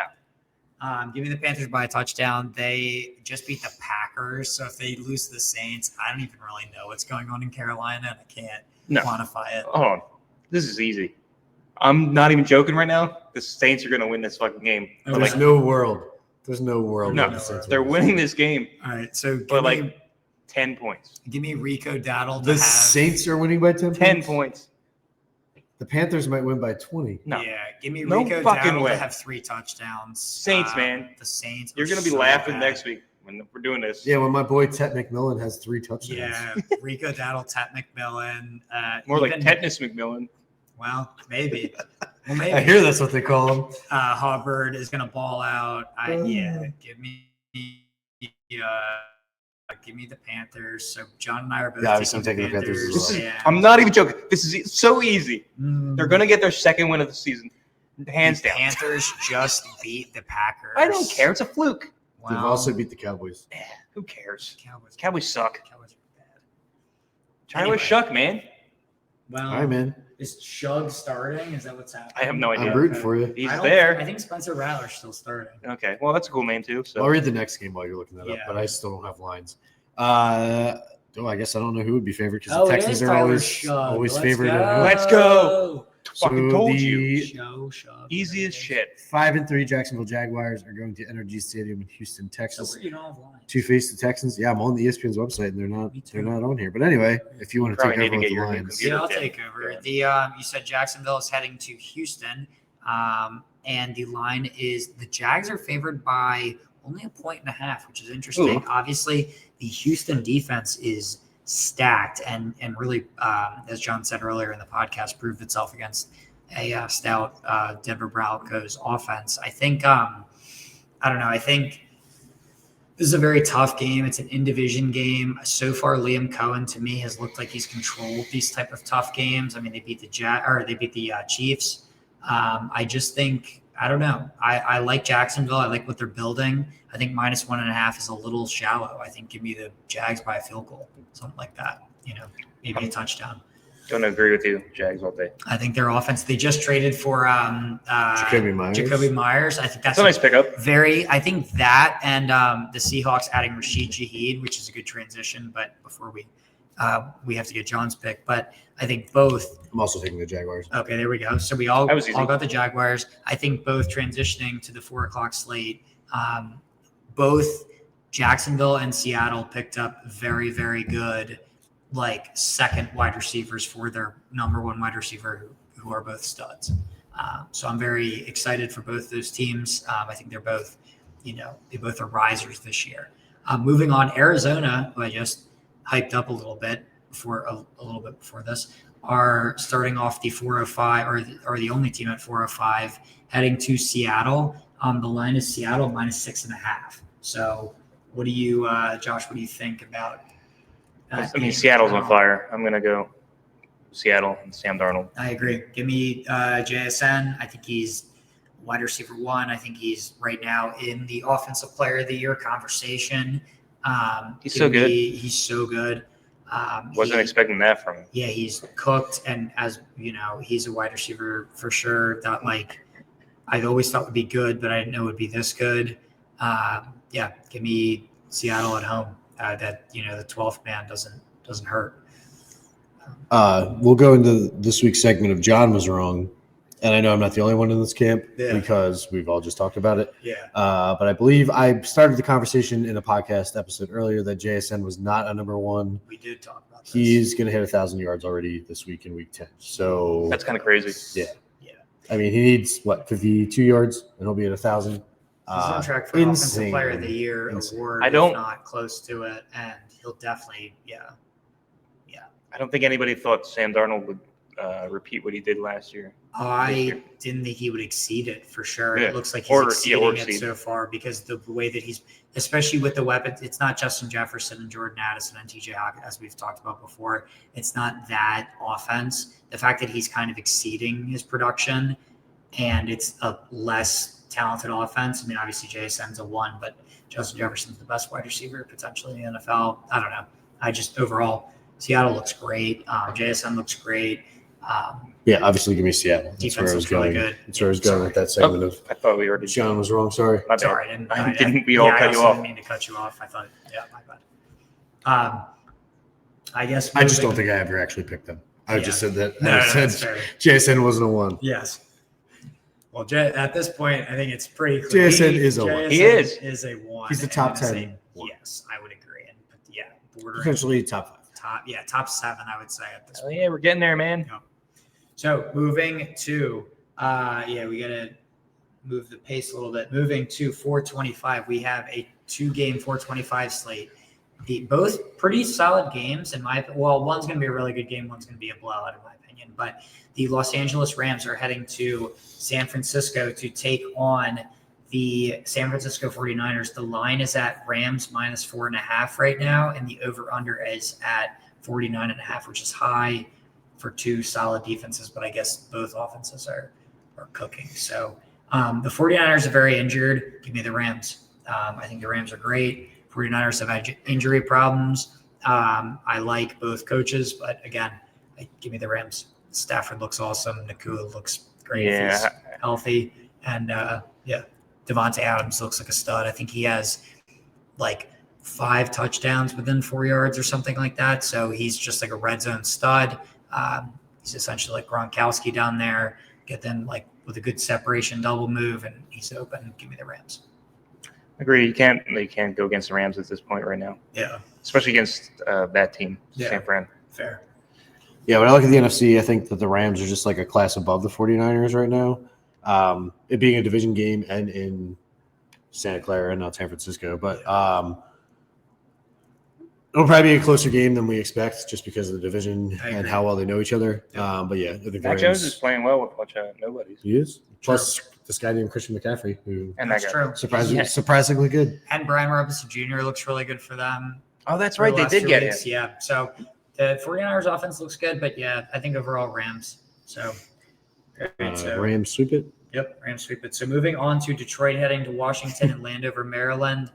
Detroit is at -8.5. Give me the Lions. What's the over/under? Over/under is 49.5, same as the last game, which is interesting. The Lions are going to score 50 points in this game to make up for the playoff matchup last year. This is going to be a beat down. Give me the Lions. They're not going to lose to another inferior team 2 weeks in a row. Yeah. They're coming back. Especially after last season. So all 3 of us. This is a statement game for Detroit. This is going to be like a 14-point win. I know you hate Dan Campbell, but I know, but he's driving this shit home this week. I get it. He does this type of thing. They're going to have crazy trick plays this week. Of course they are. Give me Penei Sewell to catch a touchdown this week as well, just out of spite because, whatever. Anyway, that's Dan Campbell. Can't be a Lions game without a backwards pass through the ass. So. That's Dan Campbell football. Moving on to Don't forget the log of coke that you're going through too. That's true. And 17 coffees apparently. So moving on to the Sunday Night Football game. This should be actually a pretty good game. Yeah. Probably the best game since the Patriots Tampa Bay game that we're talking about. The Pittsburgh Steelers are heading to SoFi Stadium in Inglewood, California. So that will be a Steelers home game for sure. The Steelers have one of the biggest fan bases in the NFL, and the Chargers never have home games. So the Chargers are favored -2.5. Give me the Steelers. I think give me the Steelers. I don't know. The Chargers are good, but I think they kind of choke, and I don't really like Jim Harbaugh. I like John, but I'm not a big Jim guy. Bad school in general. Also, I'm not a Herbert guy either. So. True, I agree. So give me the Steelers defense, which looked revitalized last week against a much hotter, at least, Colts team, let alone probably better, especially offensively. I mean, Jonathan Taylor is significantly better than Omari and Hampton, obviously, at this point in their careers. So, give me these Steelers to win that game. The over-under is at 44.5, which I think is high. I think it'll be kind of a run the ball defensive game. I don't think it'll be a shootout. You're going to pin as well? Yep. Sure. So I'll be the contrarian in this game, I guess. I'm also not a big Justin Herbert guy, but I think the Chargers found a new formula with all the injuries that they're dealing with in the backfield and a tight end. They got their rookie Gadsden. So Shout out Syracuse. A lot of things are Vidal pounding the rock and then just looking short for Gadsden. So I think that for all the reasons you said Pittsburgh overperformed last week, I think they underperformed this week, and the Chargers just find a way to win a game at home Sunday night in front of the nation. And then all the Herbert lovers will come back and be like, oh, Justin Herbert. How's that go? Oh, Justin Herbert. Cut that and use it for a draft later. I will say one thing of note. The Chargers traded for Trevor Penning late on the trade deadline. They are missing both Joe Alt and Rashawn Slater, both of their starting tackles. And I think TJ Watt, Herbig, and Highsmith are all healthy. So I think the Steelers' edge rush might eat in this game. So my logic. We said this about the Vikings too. True, that's true, and it didn't. Yeah, so very true. I am a big edge rush guy. Shout out Joe Alt. What the fuck, man? I know that's. You come back and then that happens. Yeah, the guy can't catch a break, and he's a freak talent. He's like 6'8". He's a monster, but yeah. Anyway, moving on to obviously game of the week, baby. Important game of the pod. Game of the pod. The entire point, the reason why everyone is here. We can't watch it anywhere. If you haven't, if you've been skipping through to this point, you can stop now. We are at the Eagles game. Philadelphia is headed to Lambeau. Green Bay is currently favored by 2.5. The over-under is 45.5. It is both being streamed on both ABC and ESPN, which I have YouTube TV, so we'll see. But figure it out, Disney. Yeah, agreed. You don't need money. Tickets are $218. You know they lose $5 million a day that they're not on YouTube TV, and they just fucking eat. Yeah, they don't care. Oh, that's fair. It means nothing to them. It's Disney. It's a $1 trillion corporation at this point because they own all these things. But the Marvel, man. Yes. Tickets are at $218, which is the second highest compared to the Tampa Bay New England game. So it is technically the second most, I guess, anticipated game of the week. I don't know. I think everyone probably has the same take here. Yeah, we all have. We better have the same. Give me the Eagles off a bye week. I think the Panthers Freudian slip. The Packers are really inconsistent. They just lost to the Panthers. So I just think they're really inconsistent. I don't think that Jordan Love doesn't do it for me. Jordan Love is nothing. Like McCarthy, like Caleb Williams, frankly, doesn't do it What wide for receivers? Who? It's whatever. Yeah, get out of here. Whoever does well against Tucker Kraft's gone. Mitchell. So do you go away. remember Quinyon talking so much shit to Christian Watson, like that they had to hold him back? I got a highlight clip of that the other day on my TikTok of like Coop holding Quinyon back because he was like yapping at Watson because Watson doesn't hold a candle to Quinyon. Tucker Kraft being out. Josh Jacobs is a very, very good player. That's it. All their wide receivers are copy paste the same person. Offensive line is bad.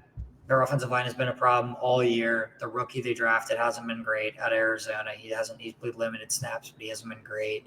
Their defense is good, but our offense is better. Our offense is better. Our offense is really good. Do we know if AJ is playing? I don't know. I have not seen any of that this week.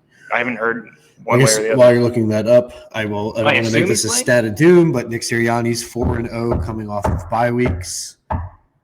And They've outscored their opponents 103-63. It's time to end the pod. 100. We hit 100 we- minutes. We only give 100 here Mm-hmm. at the friend zone. 100%, 100 minutes. All right. As I'm looking at the injury report and we're wrapping this up, what do we? Go Birds, dickheads. Yeah, go Birds, dickheads. Jordan Love, more like Jordan Ass. Oh, okay. That's true. I'm gonna bring this up again. Did you see he threw like the worst pass I've ever seen in my life Yes. last week? Let's see if we can. Do I want to bring it up? He scrambled around for like 10 seconds and then threw it right to, I don't even know what the Carolina defender was doing. I guess he was just like defending his zone. Right in his hands, and he dropped it. And then he laid there like he had a concussion because he was so upset with himself for not catching that ball. But like, that's why you're on defense, brother, because Let's you can't see. catch. Let's see. Can we find it here? Yeah, Watch Jordan it. Love throwing the worst. Well, actually, this is like one of the worst plays I've ever seen in my life. He's running around like a With motherfucker. quarterback. If Jalen Hurts did this, like, would never have heard the end of it. Oh yeah. Oh yeah. Now I remember. Yeah. I wish I could get the full screen of it, but I don't feel like looking at that. Well, it's yeah. it's You all get the good. point, guys. You guys get the point. Go Birds. We're gonna hopefully beat them. We're gonna go. We're gonna beat them. We're Not gonna go. hopefully. We're gonna win. You say Green Bay's favored by a field goal? Yes. By 2.5. Yes. So. Oh, give me yeah. the Birds. Give me Birds. Yeah. I make it plus 3.5. instead. Yeah. Same. We got AJ. We got Devontae. Probably AJ. We got Devontae. Probably AJ. You got we Jahan. Devontae, we got Dallas. You got Goddard. Yeah. You got Saquon. Yep. You got Jalen. All right. Give me the Birds. I think Birds all around. Yeah. If you don't pick the Birds, you're not Yeah, going you're not back. on this podcast. Agreed. All right. So outside of that, I think thank you guys for listening up to this point. Please like, subscribe, and download. We are on YouTube, Twitter, Instagram. We are soon to be on TikTok. Okay. We are also on Spotify. We're on Spotify. We're on Apple Podcasts. There we We're go. on anything you can play a podcast on because we have an RSS feed. Again, you said YouTube. We have that. You're watching us on YouTube. Hopefully, you can probably watch us on Spotify if you want. You can listen to us on Spotify. You can listen to us on Apple. All right. Sounds And- good. Don't even listen. Just download. Just download. And we'll click the play button and put us on mute if we're that bad. Yeah. Tell your friends to download. Tell your friends to and tell not your listen. friends. My friends, tell your friends that aren't me. Tell And 2 friends. Tell Like your the friend mom. zone. Well, Before I do, all right. Ah. I'll see her next week. I'll tell All right. Also, fuck Billy Godier. Just her. Sure. All right. Uh, Sure. Yeah. Love he's you tied guys. for league Subscribe, goals. like, we don't need comment. information now. What are all the cool things? Subscribe, That's like, it. comment. Hit the We bell. already got Hit the bell. We figured this out. Hit the bell. We got it. Part of this. Hit the bell. This is what we do, man. All right. All right. Love you guys. Peace. Later, dickhead. Go Birds. Go Birds.